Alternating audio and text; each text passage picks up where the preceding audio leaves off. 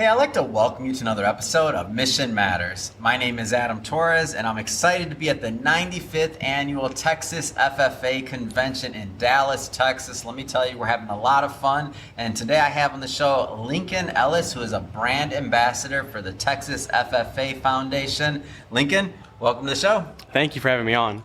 All right, so we got a lot to talk about today. I want to know what's behind that blue jacket. Like, what's this magic at the Texas FFA? What keeps bringing people back? And from a brand ambassador, that's where I want it. So, just to get started here, when did you first discover or learn about Texas FFA? Well, I've known about FFA my whole life, but I did not join FFA until my sophomore year. And I mean, it's truly been amazing. You asked about the magic. I mean, it's difficult to put into perspective, into words, what this jacket represents and what it means to the students. And I mean, it's crazy the opportunities that's afforded to us and that we are offered from different things like this right here. The interviewing, I've got to interview other corporate sponsors, corporate leaders.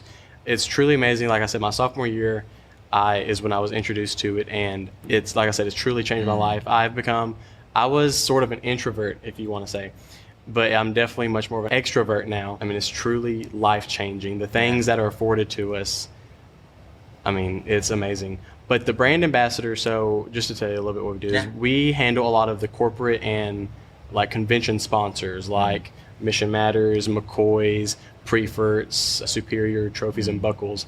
We interact one-on-one with our sponsors to make sure that they are treated with the utmost respect and that they if they need anything, we're there to help them and anything they need for it from them.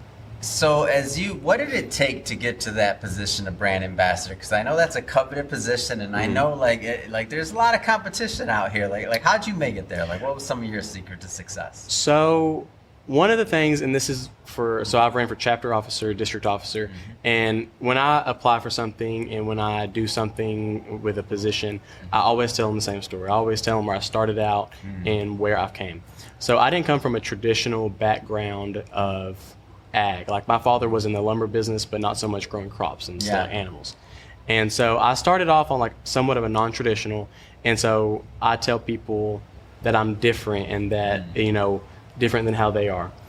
And so applying and running for chapter officer or whatever, it's kind of difficult because you're kind of an outsider and whatnot. And so you've got to, show them your story and how FFA has affected you. And so with becoming a brand ambassador, it's the same thing I did. I had told them about my different life and how I, through FFA, have been able to change my life and so many other people around me.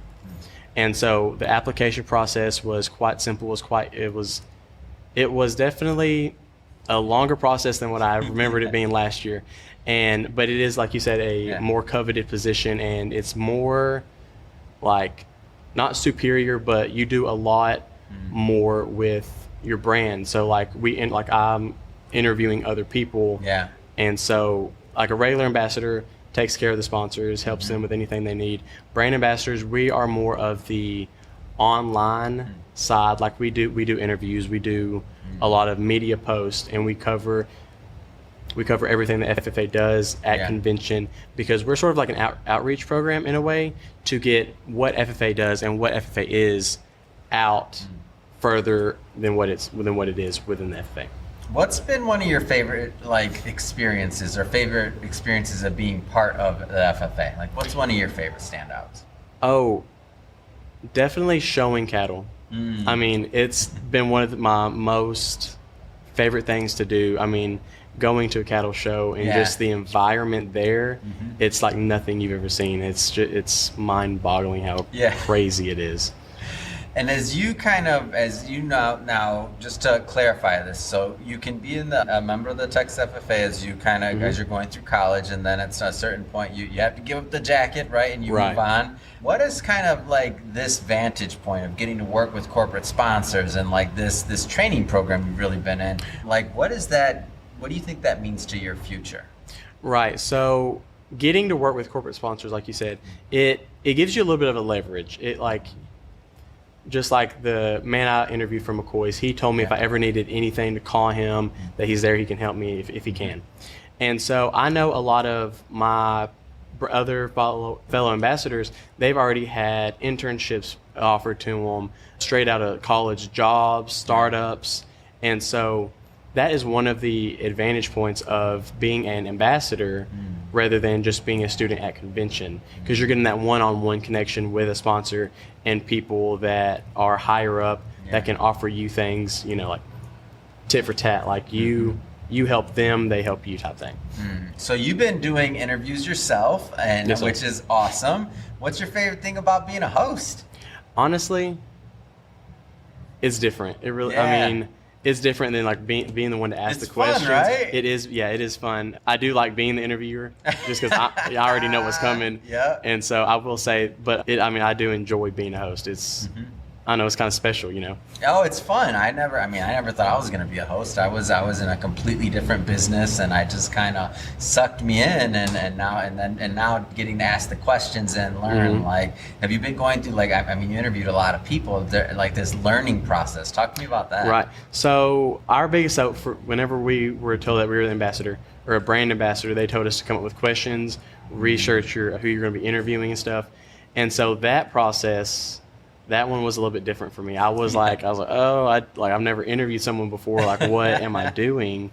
And so just like sitting down, coming up with questions, researching the people. So I wrote like a little article about like the people I'm planning on interviewing, and just so I would like know what they are and like what they do. And so definitely what was most different is like taking the time to plan, like know someone before they know you. Yeah. It felt almost kind of like like being you're a stalker. stalking 'em, right? Yeah, Come on. It's exactly what it's like. I was like, I would have never normally done something like this. Yeah. But it's definitely been a life-changing experience for sure. So let me tell you the funny part about this. So the more you start doing interviews as well, so like you're interviewed here, what's going to be interesting is when people start to see your work and they start knowing things about you, and you're like, we never had that conversation. Yes, Like exactly. what? And then you're like, oh, I said that on the podcast, or oh, I Right. gave that on this or that. Like that's the next level of where you're headed in Right. that career. Yeah. And I mean, some people like, so I was, like I said, a district officer. Yeah. So many, like a lot of people know me, and I might know their faces, but I don't know their course. name. And so I had a girl walk up to me in the convention center, and she was like, "Hey, Lincoln." And I was like, "Hey, how are you?" Like, Yeah. I'm like, "It's good seeing you again." Like, I don't know your name, but I know you. Yeah. And so it's like you said, like they know you, but you don't know them, or like relaying Yeah. conversations. Yeah.